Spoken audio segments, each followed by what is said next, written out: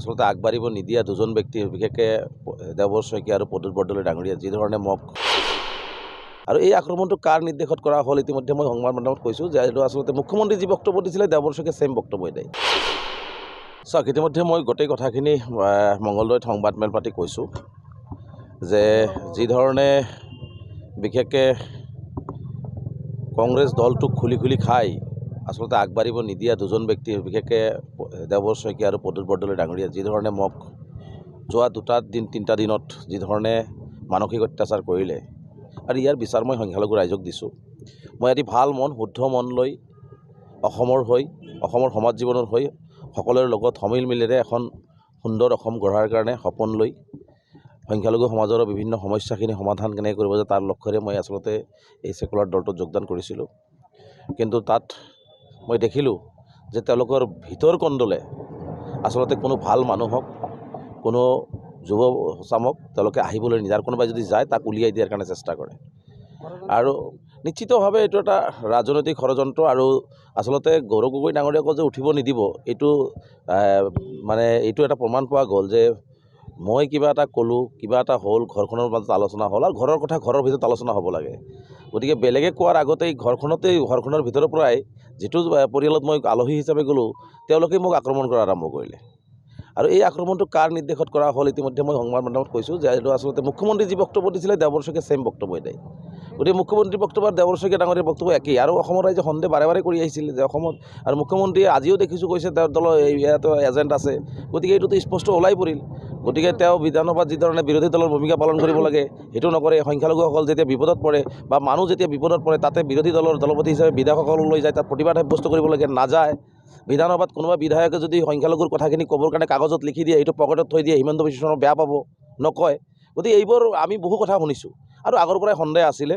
আৰু তেওঁ যিহেতু বাৰে এই কথাবিলাক কৈ আছে গতিকে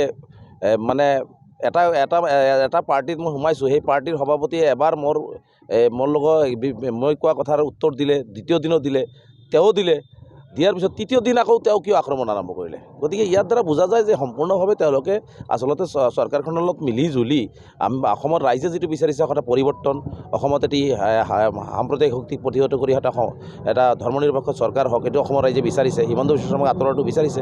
কিন্তু আচলতে সেইটো তেওঁলোকে নকৰি তেওঁলোকে ব্যক্তি বিশেষে তেওঁলোকে ৰাজনীতি কৰি আছে, দলটোক তেওঁলোকে ধ্বংস কৰি আছে। আৰু আপোনালোকে জানেই যে প্ৰদ্যুৎ বৰদলৈ ডাঙৰীয়া যেনেকৈ কথাটো ক'লে, চাওক তেওঁ নগৰ সাংসদ, সংখ্যালঘু অধ্যুষিত অঞ্চলৰ সংখ্যালঘু ৰাইজে ভোট দিছে।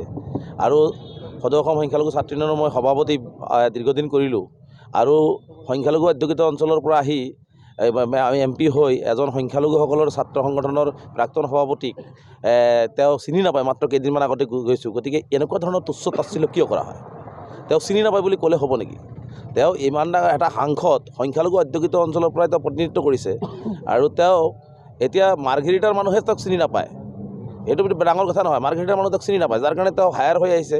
সংখ্যালঘু ৰাইজে তেওঁক আঁকোৱালি লৈছিলে, কিন্তু তেওঁ এতিয়া সংখ্যালঘু জাতীয় সংগঠনৰ এটা প্ৰাক্তন সভাপতিক চিনি নাপায়। গতিকে ইয়াৰ বিচাৰো মই নগাঁওবাসী ৰাইজক দিছোঁ, সংখ্যালঘু ৰাইজক দিছোঁ যে তেওঁ কিমান ধৰণৰ তলৰ খাপত চিন্তা চৰ্চা কৰিছে। তেওঁতো নিৰ্বাচনৰ সময়তো আমাক সহায় বিচাৰিছিলে। তেওঁ বিয়া এখন খাব যাওঁতেও তেওঁ দেখোন মোৰ লগত ৰেজাল্ট চাপ ভালে আছেনে এই কথাও সুধিছে। গতিকে তাৰপিছতো তেওঁ গুৱাহাটীত সংবাদমেল পাতি কাৰ নিৰ্দেশত তেওঁ মোক চিনি নাপায় বুলি কৈছে। দলত জইন কৰাইছে সভাপতি ডাঙৰীয়াই জইন কৰা মানুহ এজনক তেওঁলোকে চিনি নাপায় বুলি কথা ক'লে হ'ব নেকি? বা তেওঁলোকে মই মুখ্যমন্ত্ৰী এজেণ্ট বুলি ক'লে হ'ব নেকি? মই যদি মুখ্যমন্ত্ৰী এজেণ্ট বা মোক চিনি নাপায় তেওঁলোকে আগতীয়াকৈ মোৰ বিৰুদ্ধে ব্যৱস্থা কিয় গ্ৰহণ নকৰিল? মোক দলত সোমোৱাৰ আগত কিয় বাধা নিদিলে? তাৰমানে দলত সোমাই আৰু এওঁলোকে বিসম্বাদত জৰ্জৰিত হৈ আচলতে গৌৰৱ গগৈ ডাঙৰীয়াই যিটো লক্ষ্যৰে আগবাঢ়িব বিচাৰিছিল আচলতে আগবাঢ়িব নিদিয়ে। কংগ্ৰেছ দলটো যেনেকৈ বিজেপিক প্ৰতিহত কৰাৰ কাৰণে চেষ্টা কৰি আছে এইটো অসম্ভৱ, কাৰণ তেওঁলোকৰ মাজতেই আচলতে এজেণ্ট সোমাই দলটোক খুলি খাই আছে। Thank U.